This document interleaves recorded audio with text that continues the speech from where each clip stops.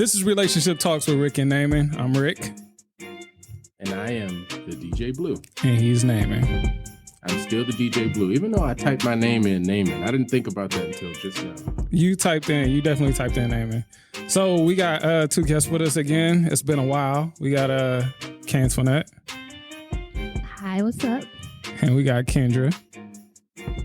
Hi. Kendra's like, I don't know what to Kendra's like, I'm afraid of the mic now.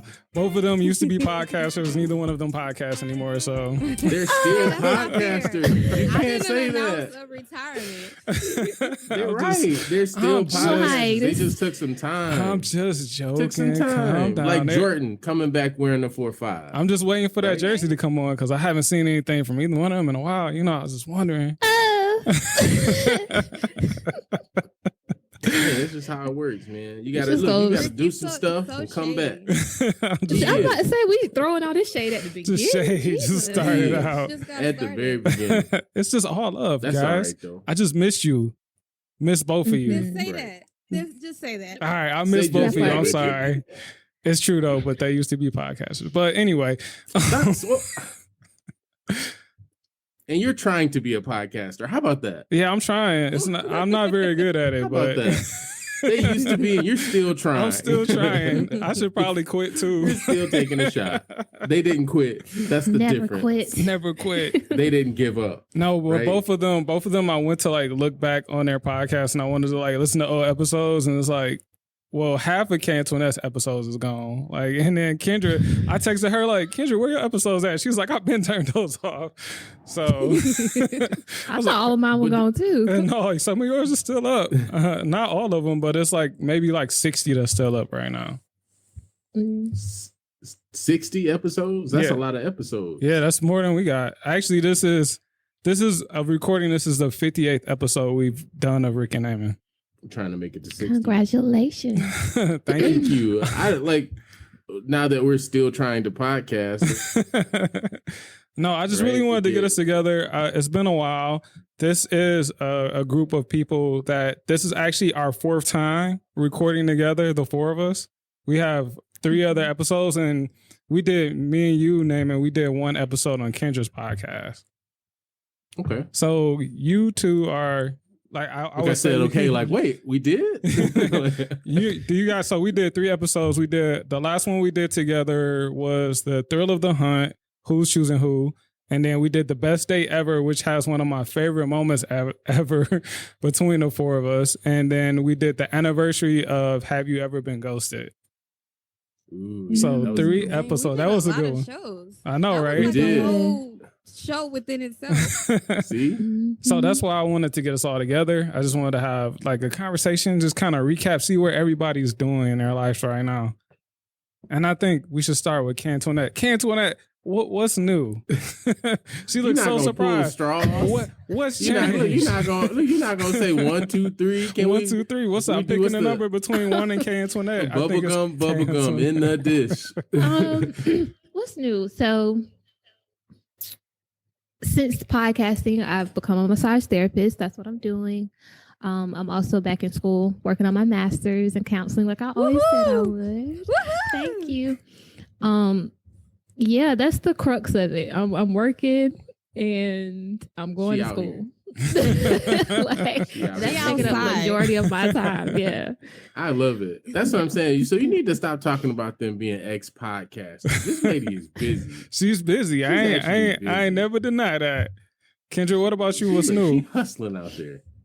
What's new with me? I got a baby. Ooh. I got a 3-month-old. Ooh. What? 3 months already. And I'm engaged. Right, see? Boom. Don't forget. Oh my God, Kendra, congratulations. Oh my Thank God. you. Congratulations. She's That's throwing awesome. away her play card. I never was. Hey, don't put that out there. Don't put that on me. Oh, she said Don't put Don't pick up the archive. I never was. Kendra was never a player. Look, she can't even get it out. She's like, look, I was never a part of that association. She can't even say it because it's not in her vocabulary. That's Thank okay. you. I accept it. You knew. This is a new you, a new time, a new revelation. We okay with that. Mm-hmm. Yeah. What do you have anything new that's happened in your life, Naaman? No. Oh, okay. Other than my cousin trying to ask me to podcast, that seems same old, same old. Seems like the same type of situation. I mean, other than just life and just trying to propel myself forward mentally and physically. Those are probably different things now. Just finding my own self-worth, learning about myself. I love talking to people, and I think one of the things I think through the podcast I actually learned is I like having conversations. Most of the time with myself, so that's kind of hard to it's kind of hard to branch out there, but no, I do love talking, and I think now I'm trying to search a way to maybe talk to people on another level, possibly with podcasting, or even I don't know. I just want to help be positive and shed some light on people's lives in a way that I can, or however I can, whether that's DJing or talking. And that's pretty much it. That's awesome, man. That's awesome. I say that like I haven't heard that, like I don't talk to you all the time, but right. Yeah, well. You probably articulated it differently. Yeah. Exactly. See, you get it. Look, that's exactly it. I wouldn't articulate it like that to him. I more or less say like, and if it was like a regular conversation, well, what's up, man? What are you doing? I probably say something like, at work. And I just leave it at that. Like, what are you doing? Working? Like, that's it. But that's same how you for call Richard. You ask him, what are you doing at work? That's what you call me. You call me between 7:30 and 4:30. What you doing, man? I'm just trying to get through the day, bro. Like, just trying to get through work. And 4:30 to 9, homework. Like, exactly. Look, one way or another, say something is happening. Oh man. So the last episode we did was April 15th, 2021. You didn't say what was new with you. Wait, I'm to say getting into it. I'm getting right, into Kim, it. No. Okay, I thought you was let's get gonna to do it it. right now. I'm gonna get to it. So I was saying, since Sorry. then, I think probably the biggest change that's happened is that I got married. And Yay, congratulations again. Thank you. Congratulations. And when did this aside from happen? that, No. when did this happen, man? You don't know when I got married, bro. This is news to us. All of you all knew this, but yeah, so I got married. Other than that, it's just I've been working on a different podcast, Still Talking Black. Been working on season 2 of that, so that pretty much keeps me busy with my 9 to 5. And I just finished a class, so I finished that certificate a couple of months ago. That I'm not like I give you props, Cancel. Just throwing out those names. I was not trying to get back into being in school because it's like I was good for like that first month, but after that I was like, ooh, I know why I never. I've been holding strong for a couple of months, but it's hard. It's hard. Look, it's not even that the work is hard. I haven't even been going to school, and I can't do it. I can't do it. Like I feel for you both. Like, like I ain't been to school in a minute, and I know. Yeah, like no, I can't because I'm gonna be honest with you. I love learning new things, but I just can't put my face in a book for X amount of time per week. That's me right there. Yeah, I can't give any extra time. Like I'm both, and I think that what's going on with me is a combination of things. Where it's like by the time I get finished working on a full day, the last thing I want to do is come home and have to do homework. Yes, but also this is a goal I've had and I've put off for so long that I'm like, I gotta at least keep trying to work towards it. But I am reducing my course load. So there's that. Well, with all that stuff going on with you guys, like I understand why you don't podcast anymore, despite all that shade, that fake shade that I was throwing earlier. It was just fake. I'm sorry. No, you guys got. I mean, especially you, Kendra. You got a 3-month-old. Like that's crazy in itself. I'm thinking about the times we've been together and we recorded together. One of my favorite moments was when we were talking about, I think it was best dates ever. And Naaman had asked, Naaman asked Kendra or something, and he said, would you sleep with somebody if they took you to Starbucks and got you a hot dog from Home Depot? Did I say that? Yes, I remember something about the Home Depot hot dog. That was like hot dogs from Home Depot. That's exactly what you said. That was like my thing is this, like I'm listening to myself like, wait, did I actually say that? You actually They said got that. a food truck outside? Yes, they just actually brought them back. Wow. Like that's news. Like if y'all don't know, they just brought the hot dogs back at Home Depot. So go ahead and have your date. People need to be paying you, Richard. I know, right? I'm you out here for that advertising. Don't be advertising on Home Depot hot dogs while I'm on here. I do not recognize. No, they delicious though. I'm not gonna lie. No, so that was probably one of my favorite moments. Like, do y'all have any moments that stand out to y'all over the 4 times we recorded, or I mean, this is the 4th, but the 3 times we recorded, or any other time? They're like, no, I can't think of nothing. It's like I can think of how I felt when we recorded, like all 4 of us. Let's hear that. Now I want to hear that. That makes sense. Like Richard's like, can you tell me what I said in episode 5 of 600? At minute but 27. overall, like I feel like our topics were always really good in that even if we had different perspectives, we always respected that and listened, and we learned from each other from those topics, whether we were talking about dating, like you said, like the Home Depot situation. I know me and Kendra went in on that. That was hilarious. Yeah, that was so funny. Yeah. Home Depot, though, I just can't believe myself for saying that. What was wrong with me? He said a coffee from Starbucks and a hot dog from Home Depot. In case not, it's Home Depot. I'm gonna have to that listen combination. back myself. That is a combination, but I mean, honestly, if you think about it, like that's kind of thoughtful, right? Like that's 2 different places. Most people won't go to one place to get you those 2 things. Hey, yeah, see, now you putting it down. That's valid, right? Can I get a what? What? So stuff even like the ghosting episode. Like our topics were really on point for what was going on in the, atmosphere at that time. Those and phases. I felt like we brought really great conversation, and that's what I could always look forward to. With Kendra on her own, or you and Naaman together, or you by yourself, Richard, like always great conversation, bringing something to the forefront. Thank you. Wow. That's legit. That's great. Like, see, I'm gonna be honest with y'all. I'm gonna be honest with y'all. From my perspective, like every time we have like conversations, it's always interesting to hear other people's perspective, because usually I'm just bogged down with what Richard's saying. Oh wow! So it's always it's the truth. I mean, that's you have a unique perspective, and like I said, you could take that negative, you could take it as positive. I don't care, but right, I think that some of the things, it was nice to hear whole different perspectives from different parts of the country, if you will, just areas that we're not from, right? Like, because we only know what we see, the people we hang out with. So I've always looked forward to like special episodes with you guys, because it always meant something new on the table, right? Something new was on the table. New conversation, new faces. It was always fun for me. That is fair. That's something I never really kind of thought about, just because, when people probably listen to us, they probably think we're all in the same place. But like me and Naaman are in the same state, but you 2 are in 2 completely different states. Like different, way different. So far. What? So East Coast, what is it? I know one is on the West Coast somewhere, perhaps, right? As far as I know, this is just me guessing. West Side.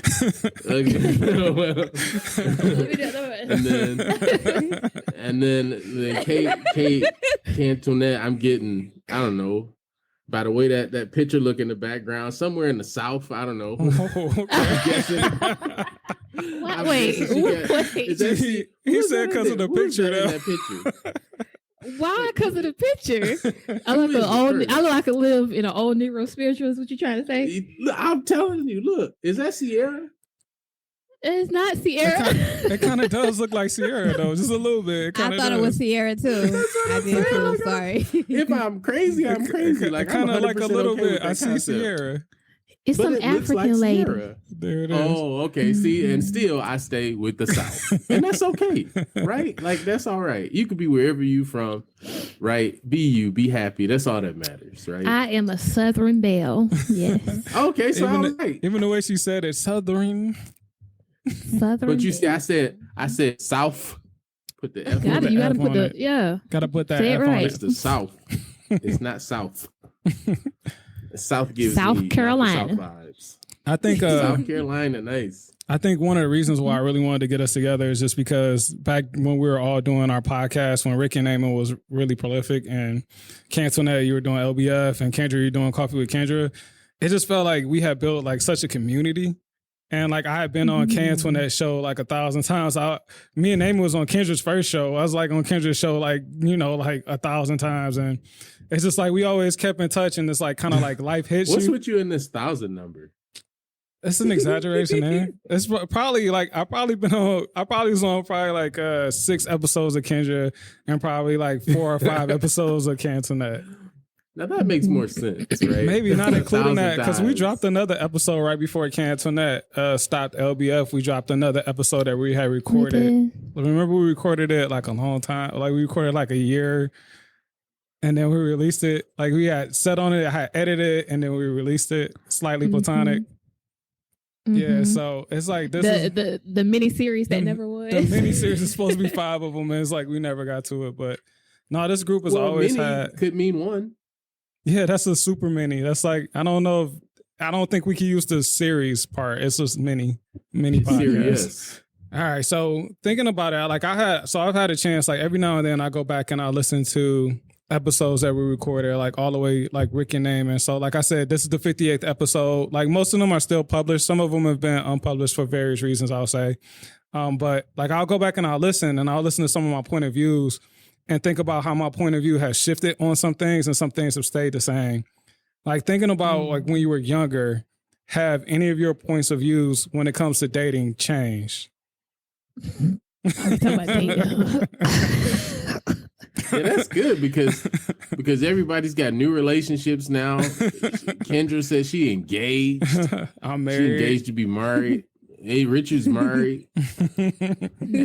Kantoinette, what you doing out here? What'd you say you was doing? You didn't actually say. She didn't.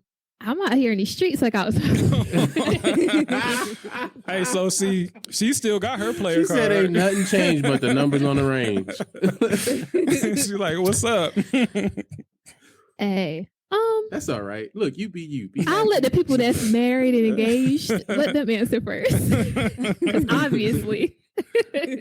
Well, yeah. Well, tell you what, Richard, show us how you would answer this question, and then, Okay. and then we'll go after that. That's right? fine. Y'all just like, no, just let Richard go first. So Let him go first. You know, when I think you're gonna about have it- value perspective. You know, so like I said, we launched in 2020, and that really isn't that long ago. If you think about it, it's only been 3 years, and I listen to some of my point of views, and my point of view shift. Like I feel like every so often you grow a little bit. You stay who you are in the core, but you grow in different ways. So it's a lot of things that I still agree with, and it's a lot of things that my mind have changed a little bit on.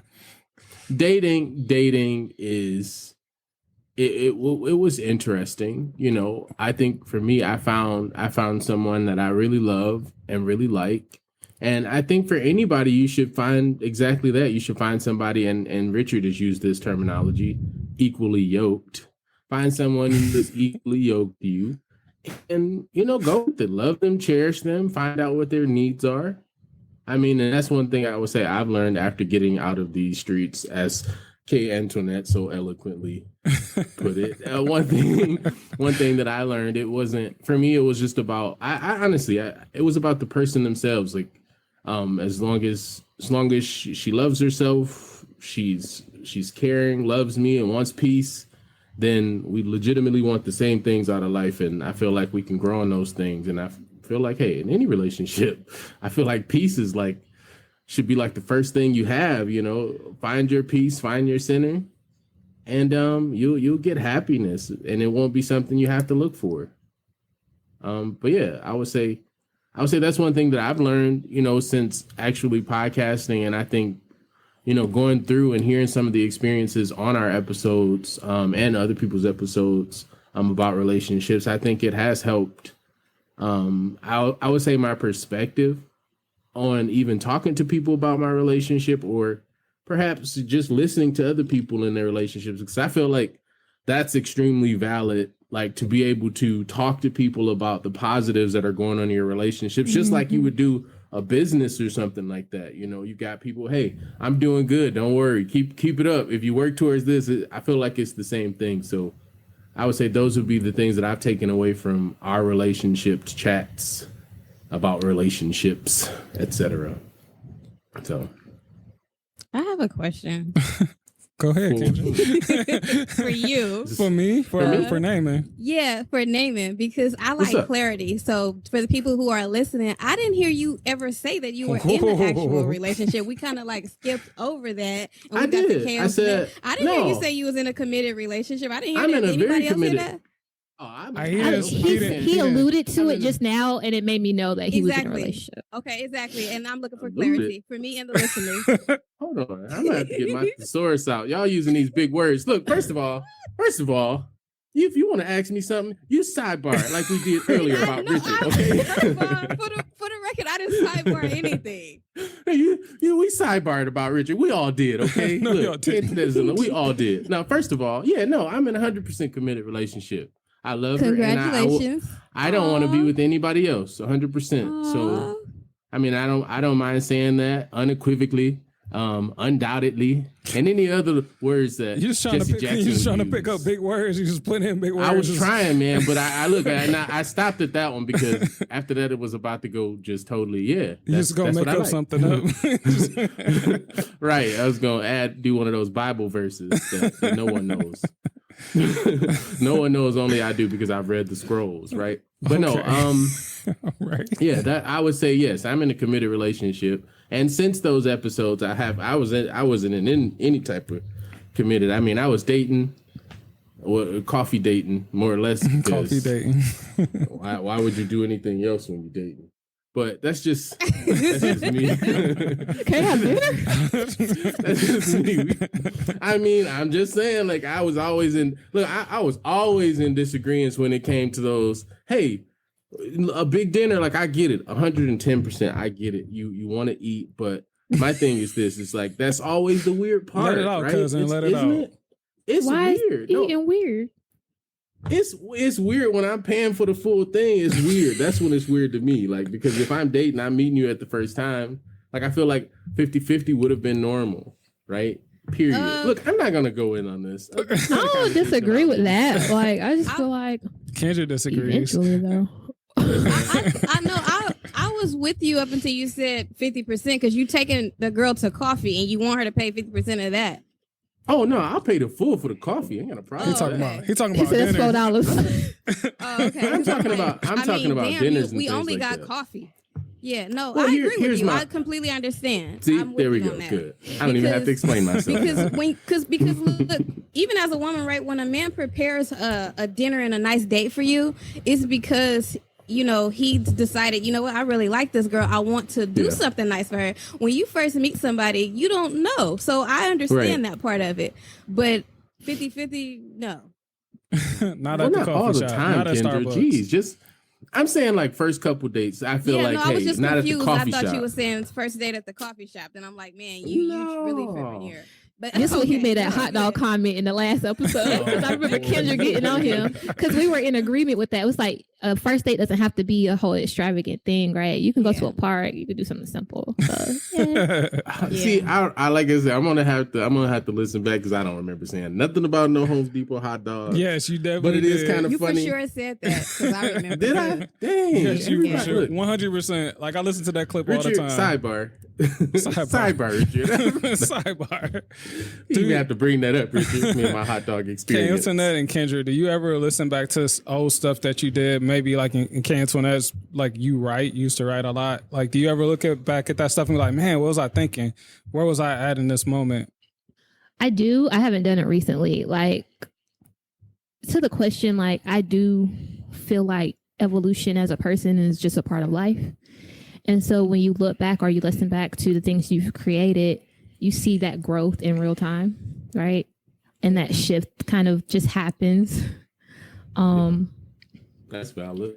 And I think that's one of my favorite parts of looking back because you get to see where you were versus where you are and make that connection, whether or not it's healthy, whether you need to revert back to some things you believed in, or whether you just need to, you know, keep going on the trajectory that you're on. But yeah, I do it. I just haven't done it often because I feel like I haven't had a mental space to actually think about that stuff.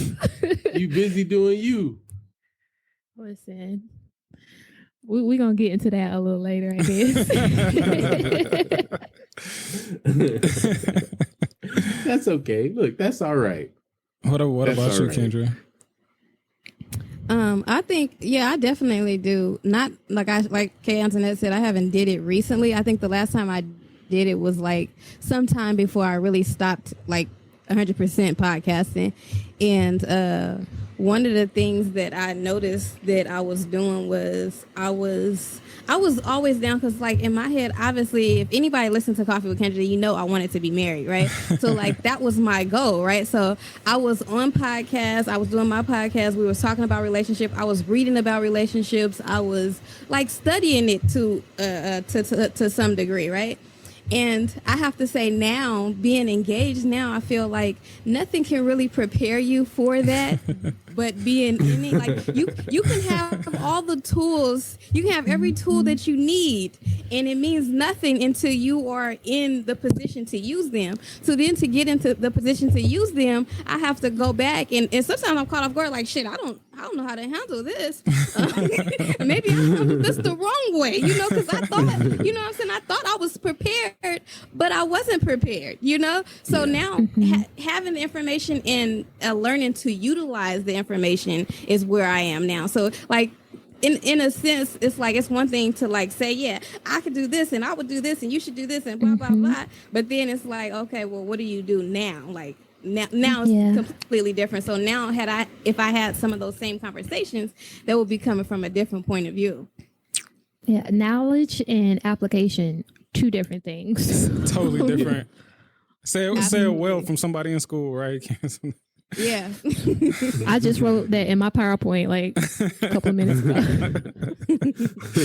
That's it. Look, that's valid though. No, I can totally agree. I can totally agree with that. I do know exactly what you're talking about, because it's no better way to learn than being in it. Yeah. And as much as you like plan on it, like your plans, what everybody has a plan till they get punched in the face. What's that like Mike Tyson quote? It's like when you get punched, it's like, whoa, like I really thought I knew what I was about to do, but I don't really know what I'm doing now. Yeah. Man, so if you could talk to your 18-year-old self, what kind of relationship advice would you give yourself? Like, look, Kantoinette, she's like, ready. You ready, Kantoinette? Sus. Got a little sus. Compromise where necessary, but don't compromise to the point where you forget yourself. That's probably the main thing I would say.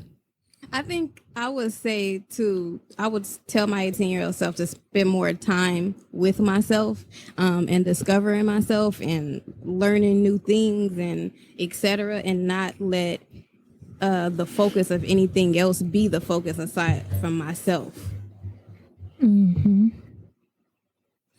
What about you, cuz? I would say to myself,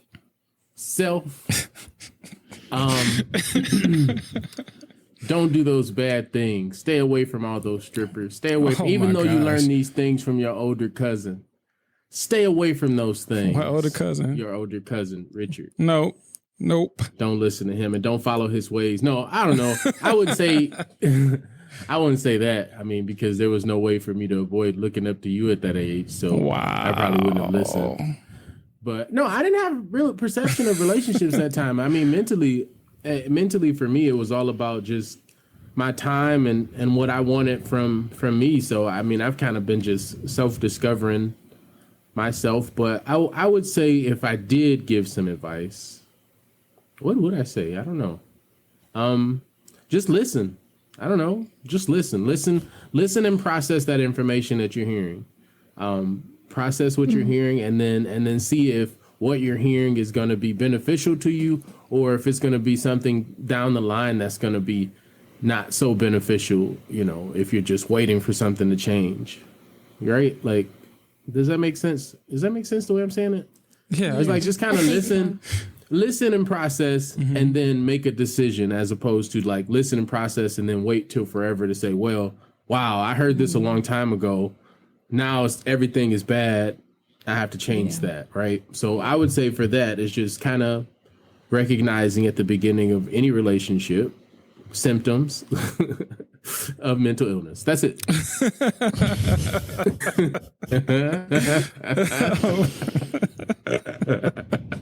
You crazy. That's what I would. I know I would. I mean, I feel like the sentiment of all of us is like very similar. I think the thing that I would really tell myself is to not make myself smaller for anybody, to kind of like live in the fullness of who I am, and also not be afraid to see the world and explore, and that things can be temporary until you get into a permanent situation. Things are temporary, so don't get so caught up on things that more times than often are going to end up being temporary anyway. Man, it's like y'all was saying stuff like Kantoinette started. I was like, dang, should we snapping? Little African woman on there. She got her book sitting next to her, written by Jill Scott herself. Look, I was just listening to a song. Before we got Jill Scott, y'all not gonna typecast me. So time out, like y'all talked about me. I was throwing playful shade at y'all earlier, and they haven't been throwing shots all episode. Like, and he don't get no hate. Only at me. They're not. Look, but here's the thing: it would be a shot if I wasn't right. That's the thing. Like each time I've been right on the money. Right on the It's money. still a shot. It's still a shot. Like I said, you got your black poster in the background. Like Richard, I'm surprised he don't have his African sculptures behind him. That's next. Well, I got two black photography books behind me. So Richard's next. I mean, he's got his dreadlocks. They've grown like to an extreme since we started the podcast. Even that's like short. Yeah, that's like definitely changed. You know, he looks like those light skinned guys that they play cast in those films, right? Where they come up with the dreads. You know, they're an architect, right? They're in architecture or something like that. You don't know what they're actually doing. Work hard. Right? They just light skinned and they got good jobs. I feel like that's the type we would play him right now. But yeah, that would be probably the thing I would say that. You just throw a shot, go right back into it. Yeah, that's probably the thing I would change right there. All right, so I know all of our situations, we're at various stages of dating and marriage and fiancéing. I don't know what you call that engagement, but like, how has your approach? Because I mean, like, no matter, like, even me as a married man, you still date. Like, how has your approach on dating changed now versus how it was maybe like 3-4 years ago? Kantoinette, this is for you, obviously. No, I mean, it's for all of us, really. I started. I mean, you still continuously date your partner. I started out. So, do you really? Yeah. So, like, when, yes. Ooh, see, now y'all about to teach me something. So, with my wife, like, the thing with being married is that I have to make sure I'm more intentional about dating my wife. Just because, like, we spend so much time together, like, sitting on the couch doesn't constitute a date. Like, we see each other, like, all the time, and we sit next to each other, and we're like, shit, we're in the kitchen together, we wake up, you know, and so we're always together. So it's like, now, like, my approach since I'm married is just making sure that I'm carving out special times. It's not just a time that we're spending in the house or a time that we're watching a TV show together.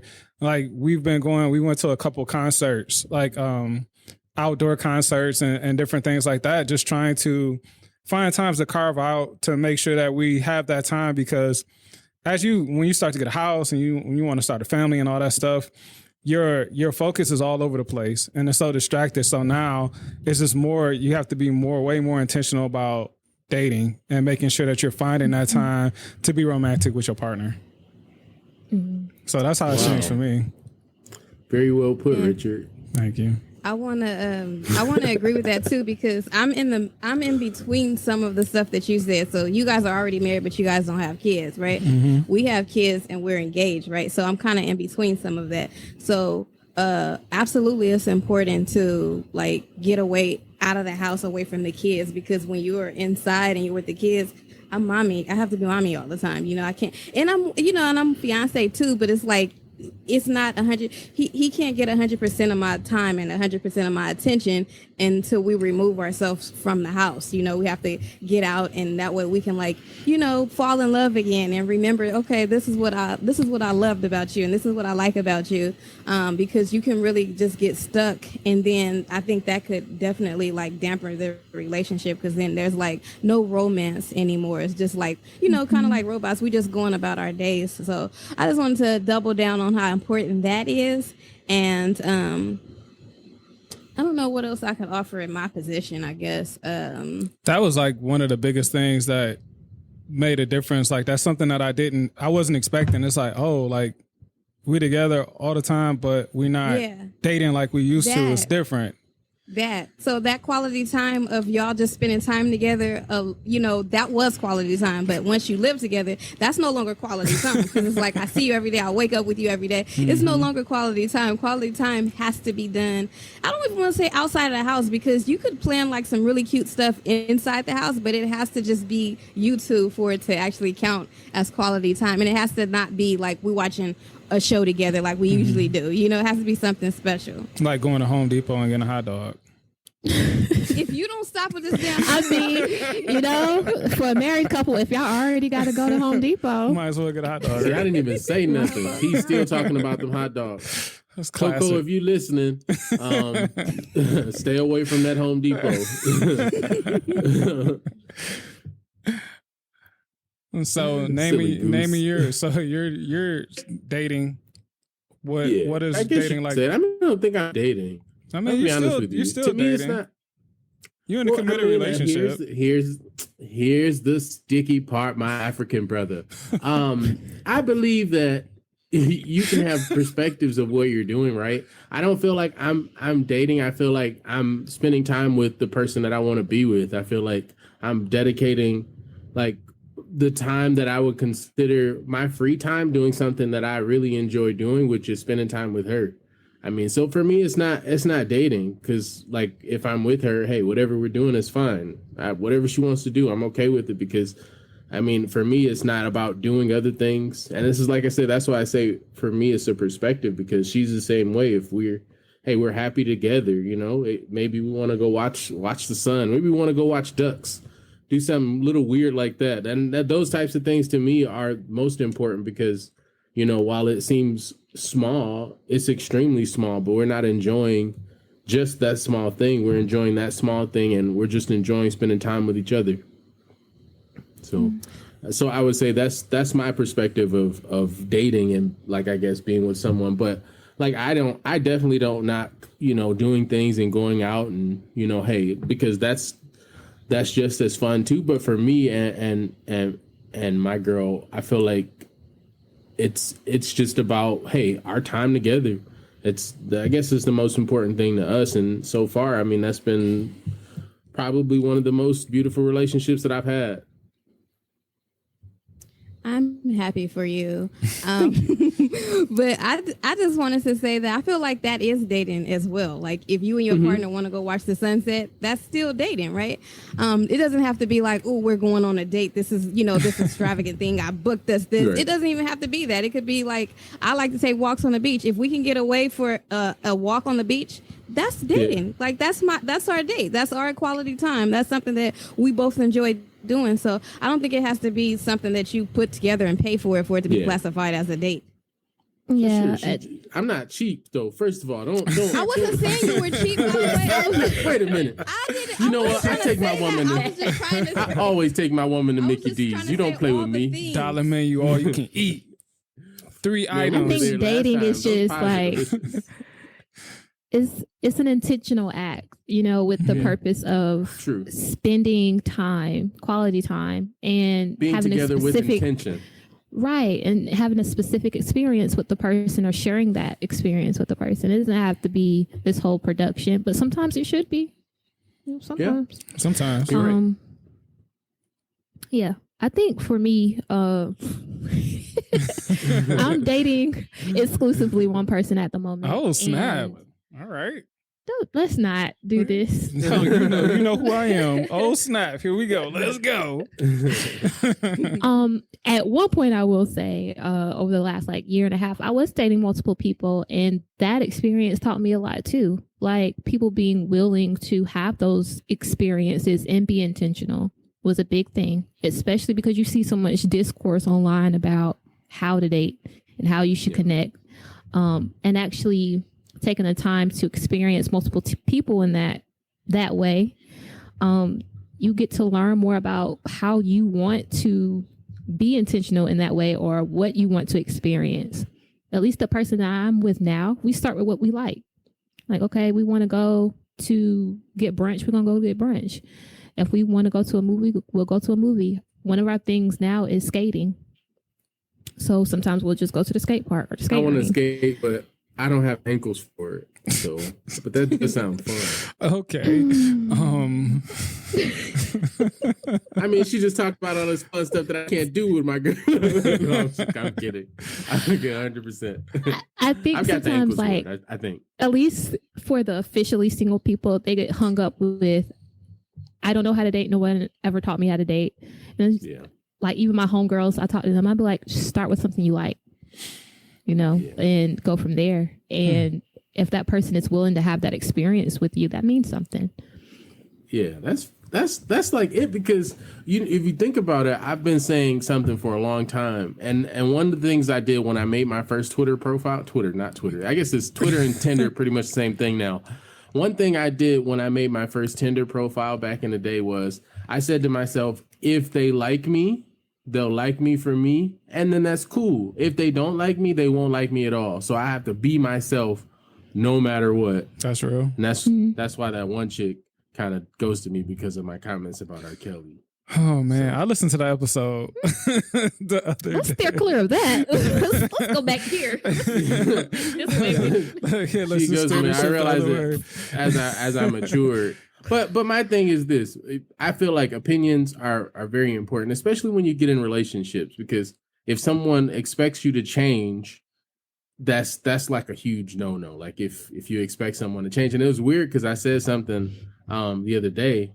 I told her, I was like, I love you. I was like, don't change. And then I thought about it. I was like, wait, I'm telling you not to change. Like, that's just as toxic as telling somebody you want them to change. Like I don't want, like, I want you to be you. I want you to grow and change if you want, do it if you don't. I feel like that's a good perspective as far as like we're trying to relate, like being yours and allowing your partner to be themselves as well. And having whatever it takes that you're able to evolve together. I mean, that's right. Across all connections, not even just romantic ones. Like people will innately change, the way that the question was asked is, what has influenced shifts in your perspective. That happens as you learn, as you absorb more experiences and knowledge, but having that quality that you need to have in that connection for you to not only evolve as an individual, but for your partner to also evolve alongside you, like that, you have to have that in order to really be, happy and to have longevity. One of the biggest shifts that happened for me is when I was still single and I was dating before I met my wife. I had to really be intentional about what I was looking for, what I needed in a partner, what I wanted our relationship to be like, what I wanted a marriage to look like, and to really be intentional about finding someone who had all of the characteristics and had the similar ideas and thoughts of what married life and married life specifically will look like. And we'd be on the same page. And when my mom first met my now wife, the biggest compliment that my mom could ever give anybody is that, oh, you are so yourself when you're with her. And I had been in so many relationships where I had changed who I was. And you don't even always realize that you're changing who you are to make something fit. And when I found the person that I didn't have to change who I was, and she doesn't have to change who she is, and that's how I knew I had found the woman that I wanted to marry. Mm-hmm. The good, the bad, the ugly. Yep. I can be as nerdy as I want. Yes. As nerdy as you like. That's a blessing. I always knew you'd find the one, Richard. I always knew it. I always said it. I always said it. Now it's time for Kendra and Kantoinette. And Kantoinette says she's working on it. Go ahead. We're next. Did right? I said that? You date? You said run the tape back. Run the tape back. The way you said it though, it was like I am exclusively dating. I am. You know how Kantoinette is with her words. She's very specific with her stuff. But look, she said exclusively dating one person. I didn't say the one person part. We did. We You put a lot of sauce up there. You put a lot of sauce on it. One person. I listen. Look, I listen because when people say things, that means a lot. I have to listen. That's I might have said one person. I think the interesting thing about what you said, Kantoinette, was that you talked about before you were dating multiple people. And I know that is not usually an easy posture for most women to take. Like trying to date multiple, like women traditionally, usually they find somebody that they like and they focus on that person. Men traditionally, like usually we tend to, hey, like, and we not together till we together. So like, I'm just curious, like I didn't have this on the sheet or anything, but like, what was that experience like changing kind of like the way that you are used to dating and focusing more on yourself and being open to date multiple people at the same time? I mean, I loved it. I think it was necessary for me to get clear on my do's, my don'ts, my wants, my needs, and allowing people to just share in the energy and for me to learn from that. It wasn't easy because, like I said, I even have people who I love or people who, you know, I have friendships or connections with, and they didn't understand it. For them, it was impossible to be able to. They even said, like, it's impossible for you to date so many people at once, to share yourself so many different ways. And I'm just like, well, if I'm connecting with someone specifically, they might be sharing in a specific energy, you know, with me. That doesn't mean that the Kantoinette they get is the same Kantoinette somebody else gets, you know? But it was just, once I kind of started dating a person that, like you said, I felt like I could be more of myself with. The good, the bad, the ugly, the hard parts, the soft parts. It just made sense for me to be like, okay, I would rather date this person exclusively because there's no need for me to shop around anymore. But also being able to say, like, I wanted to date just because I wanted that experience. I wasn't dating to try to get in a relationship. I wasn't dating to try to get married or anything like that. It was fair for me to say, I just want to have an enjoyable experience with these people. And I feel like that's still something that's hard for a lot of others to digest, especially coming from a woman. But also, that's none of my business. You know, you date how you need to date. Yeah. And I'll do it how I need to do it. Do you feel like doing it that way helped you really narrow down what you were looking for in a relationship? Because I remember, I think me and Eamon talked about it on the episode, dating multiple women or dating multiple people. From doing that, it's different things that you like from a lot. Sometimes you connect with, like you talked about connecting. Sometimes you can connect with somebody on like 2 instances, and somebody else you date, you can connect on with a different instance. And it's like what I was looking for was somebody where I could connect to on all of the instances instead of having somebody I connect to on, oh, we like sports and we like to go shopping together and we like to like do this and that. At one point, I had one guy that I just dated, and we didn't do anything. We would just go watch the new Marvel movies together. That was our thing. Like, you know, but it was a beautiful experience for me. It was. And I know that that's something that other people may not click and understand. And I just had to be clear with why I wanted to date and why I only wanted the experience. I was coming out of a hard breakup, you know, at the time. And it brought up a lot of other trauma and stuff with me from my past. So it was a form of self-soothing through those experiences with people. And I was clear on that. I was honest with them. Like, hey, I'm dating other people. You know, so starting it off with honesty, and then also starting off with the expectations talk. Like, this is where we are. What are your expectations? Are you looking for a girlfriend, or are you looking for somebody exclusively? Like, that's not where I'm at. Yeah. And then when that changes, you communicate that as well. I mean, it's never going to be easy trying to connect with a person. I feel like even though you're engaged and you're married, you know how that road can sometimes get tough when you're trying to find a person. But I feel like dating in itself is just a necessary thing that you have to go through so you can get clear on yourself. I say all the time, like, dating wasn't because of other people. It was for me to learn more about myself through connection with them. That's what happened. That's so real.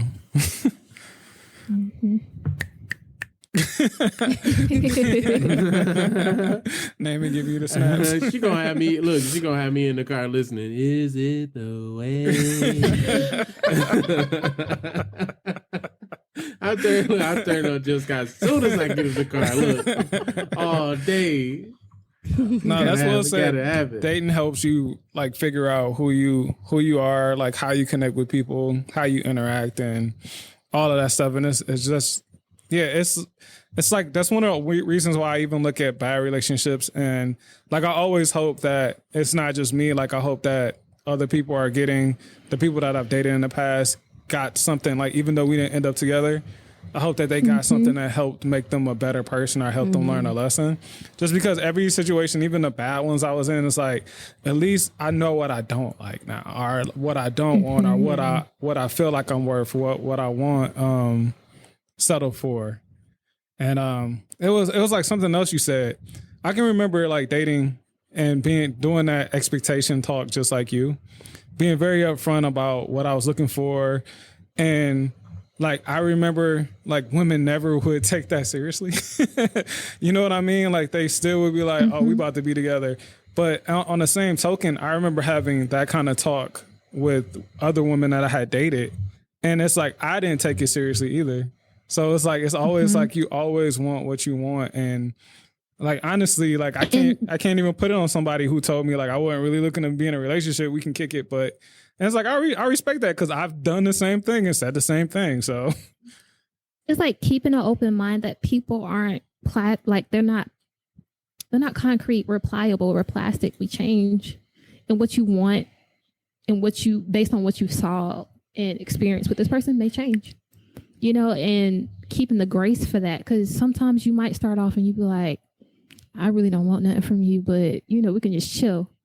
And then it comes into something else, or vice versa.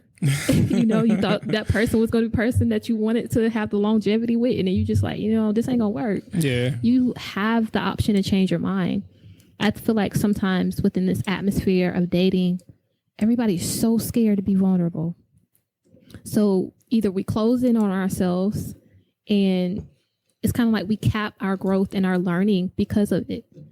Because there's certain things that I wouldn't be able to know about myself had I not had somebody else to be a mirror. You know, like sometimes I can be bratty. Sometimes, you know, sometimes I need to compromise a little bit more. And it's very much some cases now where I'm like, I had some no's, but the person that I gave a no is kind of yes. You know what I'm saying? Like, whoa. The way you said that. Hold on. Like, I had some no's, but okay, so yes. I had some no's. This is what she said. I had some no's, and then I gave somebody a no, and it was kind of like a yes. What I mean by that is like, you have, when you're isolated by yourself, you have these ideas of how you want to enter the dating field, right? Yeah. And you have all this list people are supposed to check off, which is on some level is healthy to have that.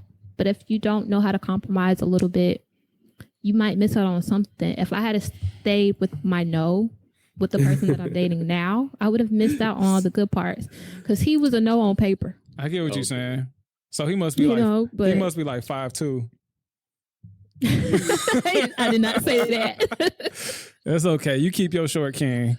Was he like? God. Was he like T.I. in that one movie ATL, or was he like the other T.I., like the gangster T.I., right? In the other movie, what's that? Where he played with Idris Elba? What? Oh, Takers. So ATL, Takers. He was just a bad guy, right? You got to use I feel like you can use T.I.'s characters in all his movies, but he's always like gangster. But sometimes he's not. Like in ATL, he was cool and he was trying to help. So that's why you said he was a no on paper.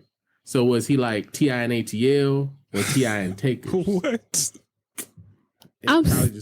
I guess you'd have to know. You'd have to have seen those movies.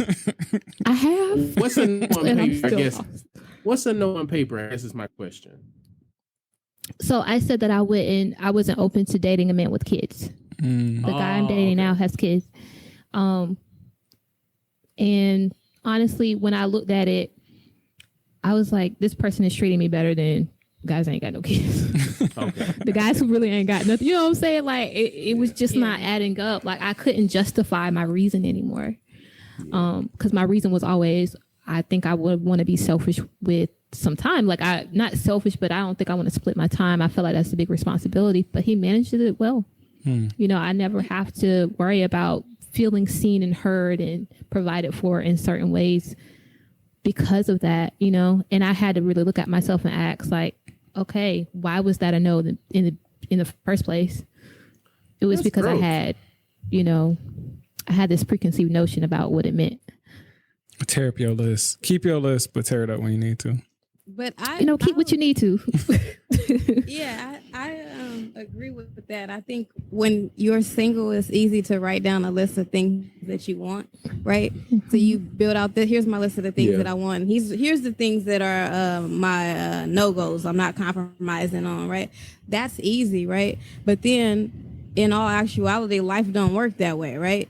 Because just like you said, right, I can have this amazing list. This is what I want and what I don't want. Then you can meet a guy that's like, wow, he is really great to me, but he's not really checking off this list of things that I thought I wanted or needed.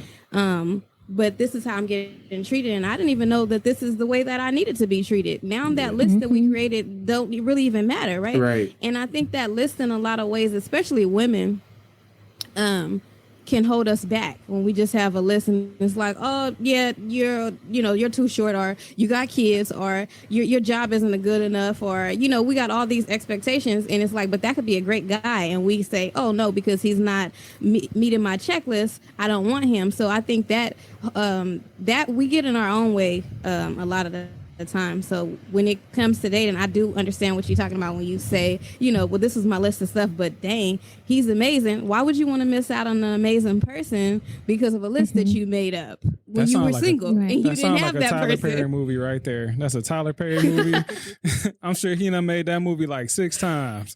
Not with the bad wig. Yes, with Shamar Moore with the fake God. braids. With the straight back. But it's also finding the balance in that. It's like, you have to have standards. You have to, you know what I'm saying? You have to have something that says, okay, this is where my boundary is. But you also have to know that sometimes those are going to change. Sometimes somebody is going to challenge it in a good way. Sometimes some people are going to challenge it in a bad way. But being open to continuously learning more about yourself and your reasons why, it just keeps it realistic. The thing with the kids is like, I'm 32. At some point that can't just stay off my list, like it's just, you got to be more open to adjusting where it needs to be adjusted. And if you're okay with the reason why, because I tell him all the time, I'm like, you're around because of the way you treat me, because of the way that you allow me to be myself. If that changes, then we change. That's a different conversation. No, that's well said. Like that's beautiful, because I remember watching it was Relationship Goals, Pastor Michael Todd.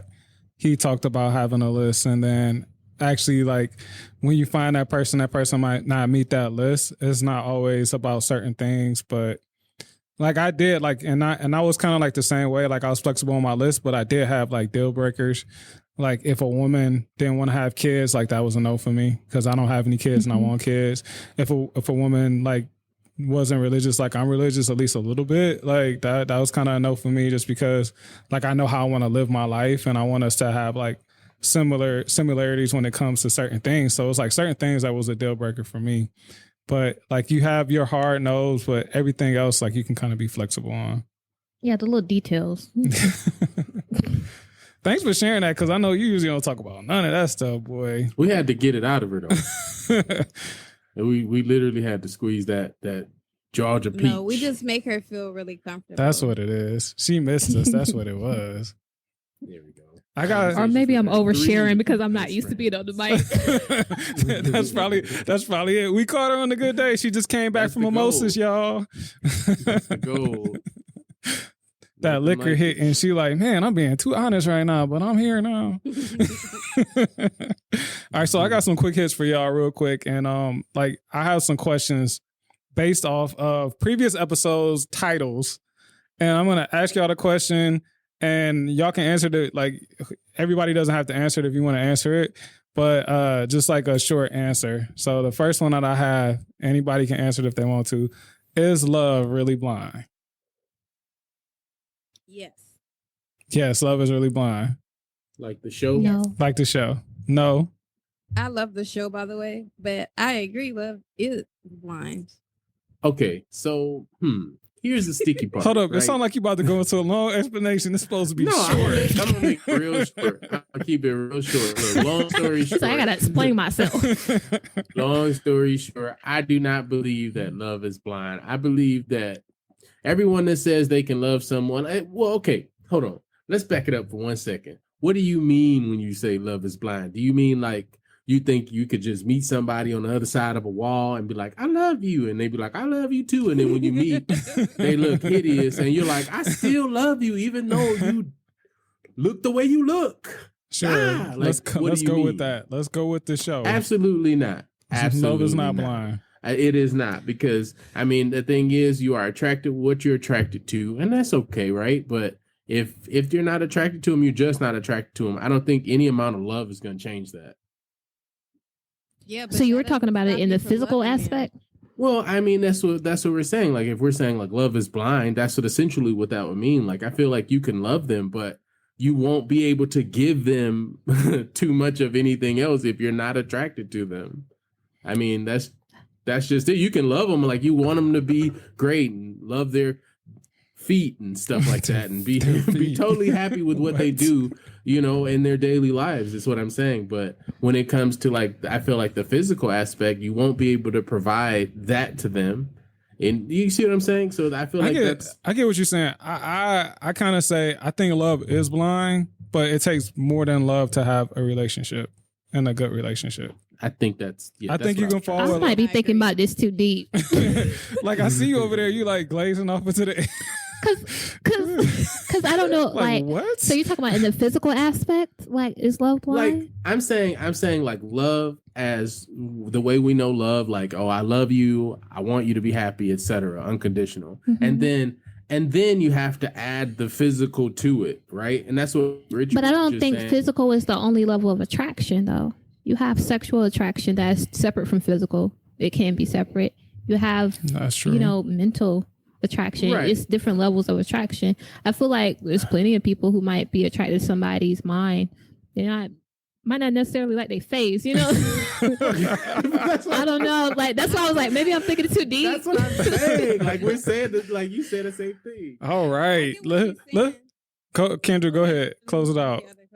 I was just gonna say I get what she's saying though, but I think personally that more applies to women. I don't think men can get over not being attracted to a woman, but I think women, we can actually be in love with the way a man treats us and his mindset and etc. We can fall in love with that and be in love and be in a great relationship with a man. But I think men are not able to get over the physical attraction. Like if they're not physically attracted to you, I think for men that becomes challenging. Yeah, I think for right. most men, and I think that's just where you place that value in what is most important in your attraction. Like I think I've said before, like for me, I'm not physically attracted to someone. I could see somebody and I could say, oh, they look great, but physically it doesn't do anything for me until mentally I'm attracted to them. Like, being that sapiosexual part, like I don't find people attractive unless I'm mentally stimulated by them. So yeah, I don't know. It just works different, I guess. Nope, I'm going to stop you right there, cuz. No. I'm going to stop you right there. So the next one is, can you be friends with your ex? No. One no. I mean, why would we want to do that? Exactly. What is your definition of friends, though? Friends. If that's still your What's friend, a friend? then marry her. I'm not really understanding. So here's my definition. I feel like not immediately. No, definitely not immediately. I agree with that. Here's my definition of friend. Well, hey, oh wow, you're still alive? All right, like no, let me finish. It's really short. Oh hey, oh wow, you're still alive? Yeah, I'm still alive. Oh, okay, what have you been up to? Nothing much, just chilling. You? Same. All right, have a great day. That's my definition. and level of friendship, cordial. I think That sounds like you at the grocery store and the lady checking you out. I really Like, saw him at the grocery store when he said that. Like, that's exactly what I saw. Like, I feel like that's fair. Like, I feel like, hey, oh man, you still alive? Wow. Like, is that lettuce on You sale? know, You got two. friend. All right, yeah. let me you get got a some lettuce. 10-year-old now? Oh, snap. Whoa. Glad you're alive. Peace be with you. I feel like it's like I said, I feel like it's possible. I personally don't have a problem with it. As long as it's not immediate. Like you can't just break up and be like, we friends now. Yeah, that's Breathing room. yeah. We got to have some breathing room. No, I feel you. When we were talking about going back and forth on point of views, like I listened to the episode where this question came from, and I was like, yeah, like you can't be friends. But I don't think you can necessarily be close friends, and I think it depends on the nature of the relationship and what kind of relationship you're in now. Because it's like I'm not gonna be friends with anybody that my wife's uncomfortable with, period. Just like, all right, we can be friends on Instagram, whatever, but like we can't be close like that. If you ain't friends with my wife, you know what I mean? Like, but I think respectfully, if any relationship, right? I feel like any relationship, if you're dating someone or your agreement with them is not to cheat on them, if you feel like that would jeopardize your relationship, I feel like, hey, you should probably assess it, right? Is it safe to say, hey, it might be an issue? They're calling me. They keep on calling my phone every time something happens. Hey, can you come fix my stove? I feel like those types of things. that's fair. Would be Oh yeah, that's the like we do it a little fair. bit too much there. That's what I'm saying. Like I feel like at that, like if you could, because regular conversations or hanging out with people just as friends, that can escalate to hey, you smell nice. Like that could escalate. Like that could be a bad situation. No, like I said, it depends on what I'm on the your other end of that. situation is too, though. What's the other end? Wait a minute. What's the other end of that? What? What do you mean? I feel like this is a very like one end or the other, and I feel like sometimes things fall in the middle. Like if somebody's been in a relationship with someone for years and they ended amicably, no hard feelings or whatever, but the emotions just weren't there anymore. If that person would have come to me and be like, you know what, I want to check up on her, or she wanted to have a conversation about whatever, I wouldn't feel any type of way. But that's just my level of feeling secure in the relationship too. Yeah. If I feel a little bit more insecure, I might not feel like I want you to have this open connection. Or if I feel like something's there, that might influence me not wanting to have that open path. Yeah. But most of the time I feel like, it's possible. And I don't think that it's always going to be a hard no. Sometimes I feel like it just depends on the situation. I think that was one of those things in practice that sound like you got it until you actually get it. It's like one of those things of knowledge versus practice, like actually having that situation versus talking about it. I'm going to go ahead and move into the next one because it is kind of related. The friend ultimatum. Would you tell your mate not to be friends with someone, or would you accept them telling you not to be friends with somebody else? Lord. I got into it. I said the friend ultimatum. So basically, would you let your mate tell you that you couldn't be friends with a particular person, or would you tell your mate that they can't be friends with a particular person? I think you can request. Oh no, you can tell. Oh, I can tell, and you can decide, or I could decide for you. Yeah, it's always a choice. That's why it's an ultimatum. Dang, I feel like I wouldn't want to have to tell you. I wouldn't want to even have to bring that to you, because I feel like if I'm your woman, you should see how I feel about you. Like, know how I'm feeling about the situation, and you decide at hand what's most important to you. Like if the woman is making, or the situation is making your wife, your fiance, your woman feel uncomfortable, then I think ideally you should want to, end that for the sake of, your relationship, especially if that's the person that you're going to marry, or especially if it's the person that you have married. I would want you to do that on your own. Once I have to bring it to you, I'm just not going to want to have to do that, because there's only one answer to that. And by the time I bring it to you, I'm probably already know I'm out, because I have to bring this to the light for you. By the time she get there, she already. I told you already. I already told you this. If I see her in near you. Well, I mean, personally, I would say it's not my place, I guess, to tell anybody what they should do with their lives, right? But the only thing I can control, because I don't believe in controlling anyone, the only thing I can control is myself and where I put myself. So if someone would like to do something that was irritating me, I would voice my opinion and how I felt about it and let them put that on their own. And if anything changes, then cool. If not, then I have to start thinking about how to remove myself from the situation, because the last thing I'm going to do is argue with someone else about my peace, like, or what I believe that I deserve as an individual. Mm-hmm. I'll go ahead and jump in. I think for me that if I have to be with someone, I have to give them an ultimatum about a friend, then that's not the person I should be with. Like if I have to worry about like my wife's friends, and that wouldn't be the right person. Like I don't have to worry about my wife's friends in the same way, because I know she'll respect us. She'll respect our relationship in the same way that she doesn't have to worry about me, because I'm gonna respect our relationship and her in the same way. So yeah, I don't. Yeah. What was the full question? It's like would you give your mate a friend ultimatum, basically saying that they need to get rid of a friend for y'all to stay together, or would you accept one? I can't never just give a straight answer. You don't have to. It depends on my reason. Either, though, but go ahead. No, it depends on my reason. Like if I'm saying like I'm getting vibes from her, but she ain't did nothing, like, or he ain't did nothing, I don't really have a place to say like you have to set some boundary with this friend. Like that's a choice you're gonna have to make. But if it's some serious things going on, where it's like some disrespect or some lines crossed, some boundaries crossed, and you're not stepping in, then I don't feel protected. I don't feel heard in my relationship. Then that's a whole different thing.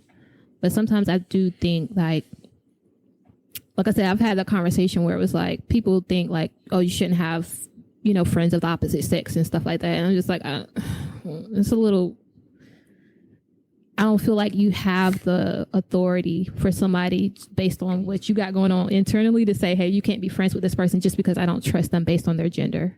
Like, I don't feel like that's fair to your partner. I think it's more like I don't trust. Circle. At that point, it's like I don't trust you though. Like they wouldn't trust you. Yeah, and that's what I said. I was like, then the trust, the issue of trust is between you and your partner, not you and the other person. But yeah, it just depends on my reason why. But yeah, if I felt like I was being disrespected in some way, I would definitely be like, hey yo, you gotta cut that off.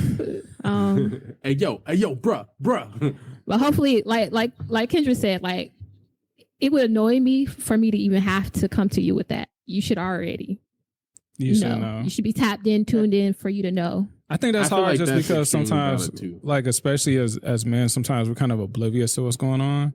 So I still think it's important for your mate to communicate, just because it's always that thing, just because if I feel it, then my partner who knows me should feel it too. And that's not always a fair assessment, just because our minds could be in a completely different place. I remember dating someone who was really, really jealous all the time. And it was like, women would be flirting with me and I'd be just trying to play Xbox or something like that. And it's like, I didn't even know she was flirting with me. You mad at me for something she doing? I ain't even paying attention to it. I don't know. Here's the thing.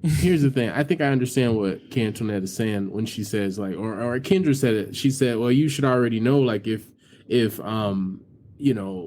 but I perceive that as saying like me, if I know you and I'm getting to know you and at this time we're together, it should click in my head like, hey, because I feel like in any relationship, your goal is to make this other person feel comfortable with you in general. So for me, I notice little things like if you're starting to feel a little certain, I'm like, okay, well, is everything okay? Like, because this is not normal. Yeah. So I think that's what she means. Like, right? Would that be safe to say? Like, you mean like exactly? We tapped in. He knows something is bothering me. I don't even have to like.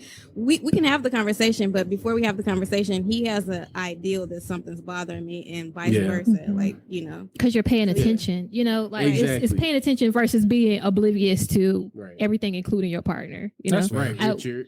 We don't want you to read the mind. No, I think what he was saying too. It's like, yeah, this is why you have to know what your why is, so that when you have the conversation with your partner, you can communicate that why with them. Yeah. Be like, well, I didn't see her do X, Y, and Z. Be like, girl, let me tell you. you know, and being okay communicate with that, those conversations.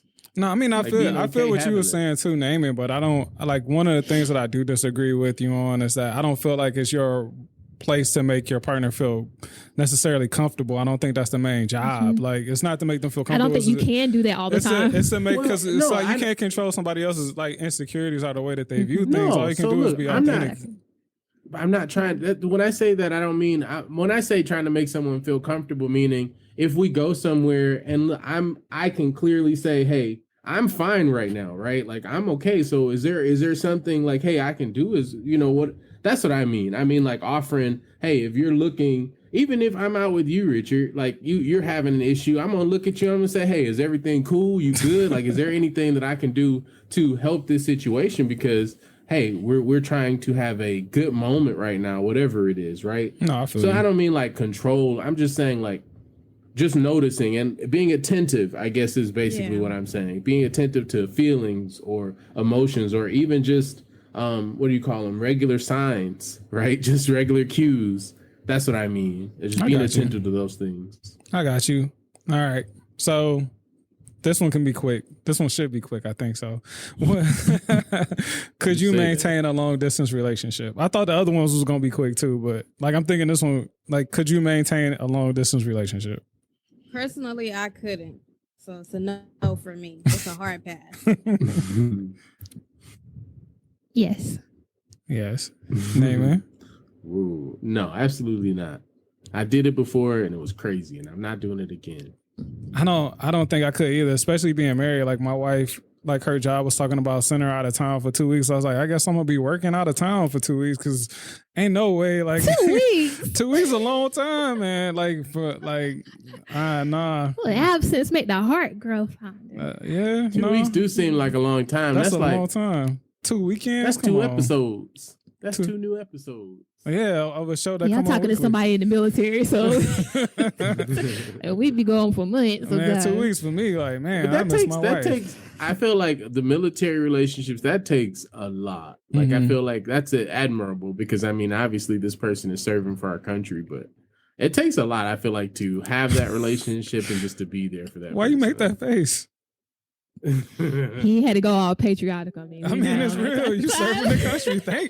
Thank you for your service, Kantoinette. Thank you for your service. No, 100%. I got a W-2. It's a job. All right, so the last one of the quick hitters is unconditional love in a relationship real? Oh, Yes. and it shouldn't be. No. Yes. Naming You talking about romantic relationship? romantic relationship. Wait, what was the question? Is unconditional love in a relationship real? Is unconditional love in a relationship real? Is it a thing? Does that exist? Did you write this down? Yes. That's the question. Why does that It was matter? based off of an episode that we had, sir, with Dr. Saudia. You keep saying stuff like that. I think you be making stuff up. But I'm gonna go ahead and answer your question. Thank you. From my perspective, I would say unconditional love it should be like, I feel like love in itself should be pretty much unconditional, right? If you love someone for whatever relationship or whatever reason, you should love them unconditionally. Your love shouldn't be, hey, well, I love you because this, or because you're doing this for me, or anything. It should just be, hey, I love you because I love you. So yeah, I believe, of course, it should exist. I go back and if you forth love on someone- it. I go back and forth Me on too. it. I think I'm with you, Do Richard. you love people with conditions? no, I think love is I Yeah. think love is unconditional, but I think relationships What? aren't Did unconditional. you hear what she said, Richard? Did I miss it? What'd you say? Kantoinette? She said, yeah, she loves people with conditions. What does that even mean? That like well, so it's kind of like how he was explaining. He was Yeah. about to Yeah, explain. nobody was so listening what to I'm Richard. saying is that like you can love somebody, but like when it comes to the sanctity of a marriage and vows, or just even a relationship, you set up these things. It's like certain things happen. It's unacceptable. You can still love somebody that you're not with, but in order to maintain a relationship, you might still love someone, but it may not be able to be in a romantic relationship with them because of something that they've done. So I think unconditional Right. love is real, but that doesn't dictate that your relationship is unconditional. And I think like that's one of the TikToks that kind of took off. where I kind so of confused. I feel naming though. Like I think I'm on the same page with him. But I was about to just echo that. Like, one thing I said was, it's not my love that's, or conditional. It's my presence. So it's like, we have all probably been in relationships where they ended badly or poorly or whatever. You still love that person. Yeah. And, you have to agree with that person. That love doesn't just go away, but you do. I want my person to have conditions with how I treat them, how I show up to the relationship, because that signals that they have that self-love and that confidence within themselves, and vice versa. Like, I don't think that we should expect so much. You know what I'm saying? I don't expect my partner to love me the way my daddy did. I don't expect my partner to want me to love them the way their mama does. A romantic relationship is different, and they should come with some kind of conditions on how you treat and show up for that person.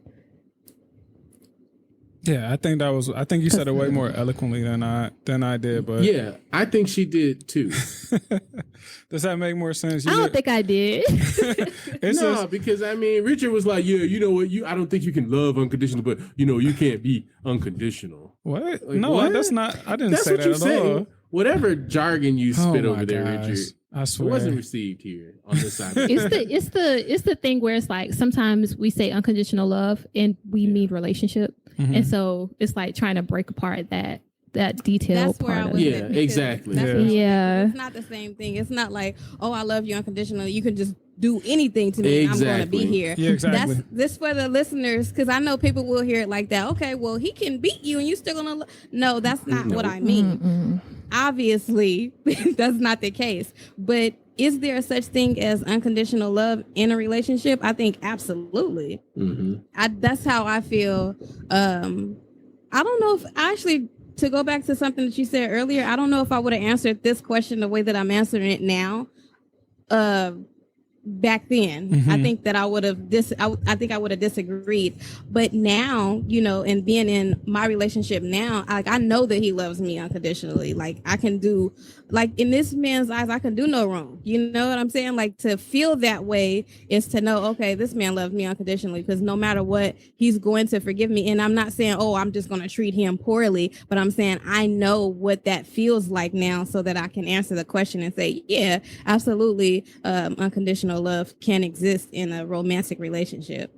Yeah, I was saying I had interviewed someone from my other show she was talking about her ex and how they got a divorce, and they've been divorced for years, and she was like, I still love him, but he couldn't work on himself to make the relationship work. He had things that he needed to work out within himself.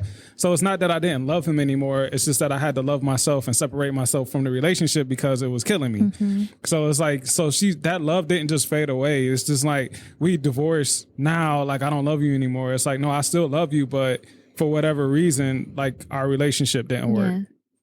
Well, maybe it's me and you, Richard. We thought too much.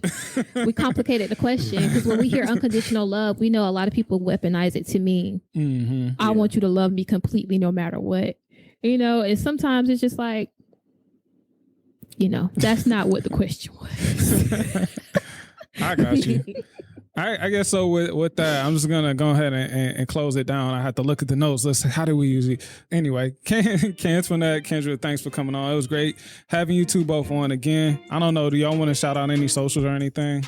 I can't even think of my socials. These people are busy. They're private. Look, leave Kendra alone. Kantoinette don't know her social media stuff no more. And that's okay. Look, let them be them. But anyway, right. If you want to check me out, you can check me out at Doddism, and that's DODDSISM. I do another podcast called Still Talking Black. It's about all things blackness from a black perspective. Name it. What you got? Yeah, same here. Doddism at what is it? That's how you can find me. No, I am the DJ Blue on Instagram. You can find my new podcast, the I Am the DJ Blue Show, and if you wait a moment, you'll hear it after this episode. That what? Don't have people waiting for something that ain't gonna be there. They were like, man, I wait for this episode. It just went to something else. It is broken. They're gonna be emailing me. That would be hilarious. But no, yeah, I am the DJ Blue. That's pretty much it. Thank you for listening, though. All right, I just want to just say thank you to everybody. If you listen to this and if you listened in the past, thank you so much. This is one of my favorite groups to get together. I'm so happy that we got to just come and just put an impromptu episode together. And so thanks for listening. And until next time, boys and girls, remember, there's always a next time. Stay tuned. What? No. It's now you got to make sure it's the this. next time. Now you got to make sure it's the next time.